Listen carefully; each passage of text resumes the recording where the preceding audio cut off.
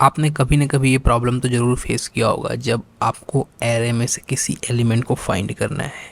तो आज के इस वीडियो में बात करने वाला हूँ फाइंड मेथड के बारे में, जिससे आप एरे के पर्टिकुलर एलिमेंट को फाइंड कर सकते हैं।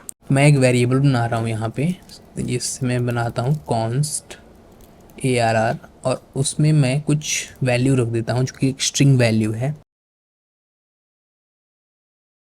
तो इस एरे में अगर हमें फाइंड करना है किसी भी स्पेसिफिक एलिमेंट को, तो हम यूज़ करते हैं एरे का फाइंड मेथड console.log arr.find। और ये जो मेथड है ये कॉल बैक फंक्शन लेता है। तो यहाँ पर मैं एक कॉल बैक फंक्शन देने वाला हूँ। जो ये कॉल बैक फंक्शन में हमें रिटर्न कर रहा होता है वो तीन चीज़ें रिटर्न कर रहा होता है। पहला है एलिमेंट, दूसरा है इंडेक्स, एंड तीसरा है वो एरे। और अगर इस कॉल बैक फंक्शन में हम ट्रू या फॉल्स रिटर्न करते हैं, जिससे वो एरे को डिटरमाइन करता है और रिटर्न करता है वो वैल्यू। फॉर एग्जांपल एलिमेंट में मुझे वो एक्चुअल वैल्यू मिलेगी। तो यहाँ पे एलिमेंट है, यहाँ पे जैसे मुंबई, दिल्ली, पटना, 1 बाय 1 इटरेट होगा और एक एक एलिमेंट हमें मिलता जाएगा। तो यहाँ पे अगर मैं चेक लगाऊँ कि if element equal to Delhi है, देन रिटर्न करो ट्रू। और मैं आपको यहाँ पे दिखाऊं कंसोल करके।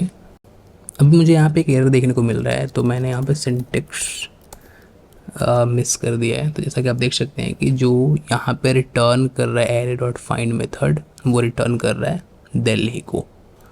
तो अगर मैं इसको अलग ऑपरेशंस को रखूँ और मैं यहाँ पे एक वेरिएबल में असाइन करने वाला हूँ जिसका नाम है रिज़ल्ट, और मैं यहाँ पे सिंपली रिज़ल्ट को प्रिंट कर रहा हूँ। अभी फ़िलहाल रिज़ल्ट सेम है, दिल्ली रिटर्न हो रहा है। लेकिन अगर मैं रिटर्न कर दूँ फॉल्स, तो फिर क्या होगा? तो फिर ये अनडिफाइंड रिटर्न करता है। इस इटरेटर एलिमेंट में हमने कहीं भी ट्रू रिटर्न नहीं किया, तो इस केस में रिटर्न कर देता है ये फॉल्स। तो यहाँ पे अगर मैं ट्रू रिटर्न करूँ तो ये उस एलिमेंट को पिकअप कर लेगा।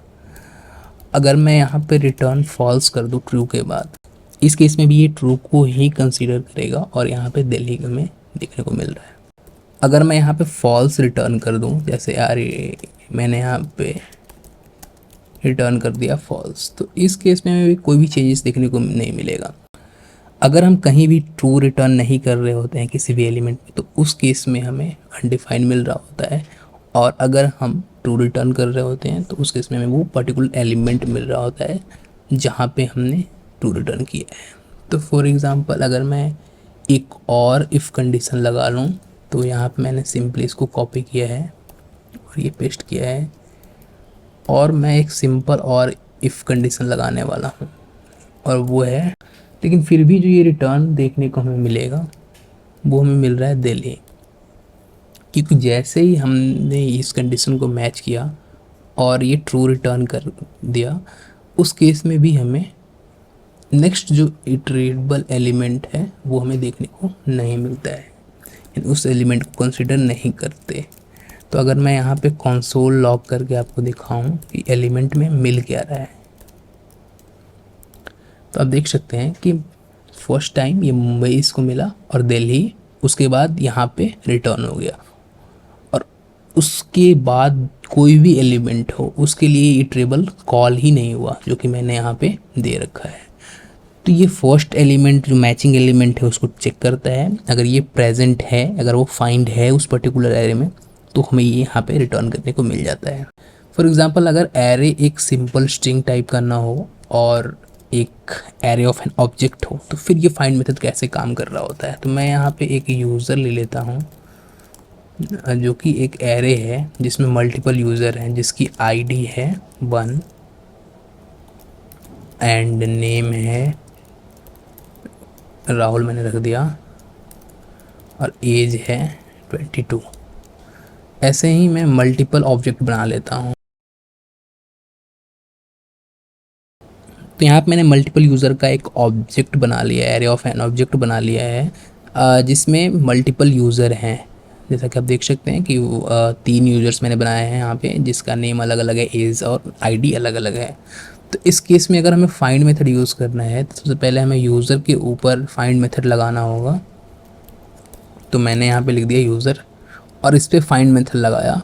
अब जो ये एलिमेंट रिटर्न कर रहा होगा यहाँ पे इटरेटर फंक्शन, वो रिटर्न कर रहा होगा एक ऑब्जेक्ट। तो अगर मैं सबसे पहले कंसोल करके आपको दिखाऊं, ये रिटर्न क्या कर रहा है एलिमेंट की वैल्यू को, तो ये रिटर्न कर रहा है एक ऑब्जेक्ट। इस केस में हमें किसी भी एलिमेंट को फाइंड आउट करना है तो जो कंपैरिजन करना होगा वो एलिमेंट के अंदर ऑब्जेक्ट की प्रॉपर्टीज़ के बेस पे करना होगा। जैसे मैं यहाँ पे लिखूँ element dot I D equal to 21, sorry equal 1 के, तो रिटर्न करे ट्रू। तो इस केस में जैसा कि आप देख सकते हैं कि ये जो फर्स्ट एलिमेंट है वहाँ पे हमें मिल चुका है ये पर्टिकुलर एलिमेंट को। इसको आप शॉर्ट हैंड ट्रिक से भी लिख सकते हैं, जैसे return element dot I D triple equal to I D. ये ऑपरेशन भी सिंपली सेम काम करेगा। अगर मैं यहाँ पे 2 लिखूँ तो देख सकते हैं कि ये जो सेकंड एलिमेंट है जो कि यूज़र एरे में प्रेजेंट है वो हमें रिटर्न करने को मिल रहा है। तो अगर हमें सर्च ऑपरेशन किसी स्ट्रिंग में करना हो या एरे में करना हो, बोथ ऑफ द केसेस में हमें मैच करना होता है और मैच करने के बाद इसमें से बूलियन रिटर्न करना होता है। अगर हम ट्रू रिटर्न करते हैं तो उस केस में वो एलिमेंट कंसिडर किया जाता है और उसको एज अ रिजल्ट के फॉर्म में रिटर्न कर दिया जाता है।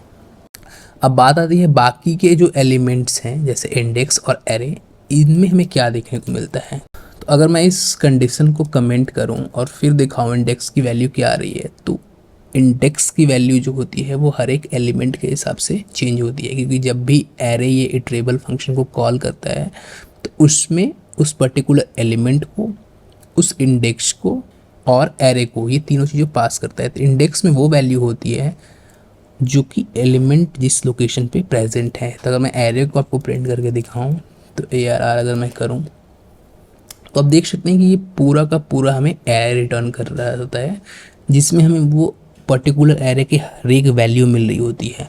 और जब भी ये कॉल करेगा हर बार ये पर्टिकुलर एरे को ही रिटर्न कर रहा होता है, यानी इस फंक्शन में कॉल भेज रहा होता है। तो ये है फाइंड मेथड, जिसमें अगर हम किसी भी एलिमेंट को चेक करके अगर ट्रू रिटर्न कर रहे होते हैं तो उस पर्टिकुलर एलिमेंट को ये कंसिडर कर रहा होता है और ये रिटर्न कर रहा होता है एज अ रिजल्ट। और अगर हम फॉल्स रिटर्न कर रहे होते हैं या फॉल्स रिटर्न हो रहा होता है तो ये अनडिफाइंड रिटर्न करता है,